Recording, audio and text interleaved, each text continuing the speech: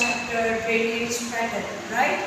So we are going to discuss about how Indian drainage system working. So first of all, what is the meaning of drainage system? तो India के अंदर reverse જે પેટર્નમાં એક સ્ટેટથી બીજા સ્ટેટને થઈને સાગરને મળે તો એ સિસ્ટમને શું કહેવાય? ડ્રેનેજ સિસ્ટમ કહેવાય. હવે એમાં બે પાર્ટ છે, બે ઝોન્સમાં ડિવાઇડેડ છે. બે ઝોન્સ કયા છે? તો ફર્સ્ટ છે હિમાલયન રિવર્સ, સેકન્ડ ઝોન છે peninsular rivers. What is Himalayan rivers? See, Himalayan rivers Himalayan ગ્લેશિયર્સમાંથી આવતી છે. 12 મહિનામાં પાણી જોવા મળે. ફર્સ્ટ મોન્સૂનની અંદર કેમ પાણી જોવા મળે? ત્યારે વરસાદ વધારે હોય. સમરમાં due to extremely high temperature glaciers પીગળે. ગ્લેશિયર્સ પીગળે એના લીધે સમરમાં બી એની અંદર પાણી આપણને જોવા મળે, રાઈટ?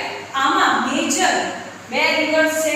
કઈ બે મેજર રિવર્સ છે? તો સિંધુ અને બ્રહ્મપુત્ર. હવે ત્રણ પાર્ટમાં ડિવાઇડ થાય: middle course, upper course and lower course. First of all, what is the meaning of upper course? જ્યારે અહીંયાથી રિવર્સ પહાડ પરથી રિવર્સ જ્યારે ફ્લો થાય તો સ્ટાર્ટિંગ પોઈન્ટ છે તેને અપર કોર્સ કહેવાય. હવે મિડલમાં આવીને એ રિવર્સનો ફ્લો થોડો સ્લો થઈ જાય. સ્લો થાય અને મિડલ કોર્સ કહેવાય. અને થર્ડ છે એ લોઅર કોર્સ જ્યારે સીને મળે, બરાબર? યુઝ હવે જો અપર કોર્સની અંદર સ્ટાર્ટિંગ પોઈન્ટ છે ઇરોઝન, સોઇલ ઇરોઝન સૌથી વધારે થાય. જ્યારે સ્ટાર્ટિંગ પોઈન્ટ પરથી નદી વહેતી નીચે તરફ વહે એ ટાઈમે સૌથી વધારે સેન્ડ અને સેન્ટિમેન્ટ એની અંદર આગળ વધે, બરાબર? તો આ રીતે સોઇલ ઇરોઝન ક્રિએટ કરતી, high volume send erosion create કરતી નદીઓ તો કઈ છે? Himalayan reverse.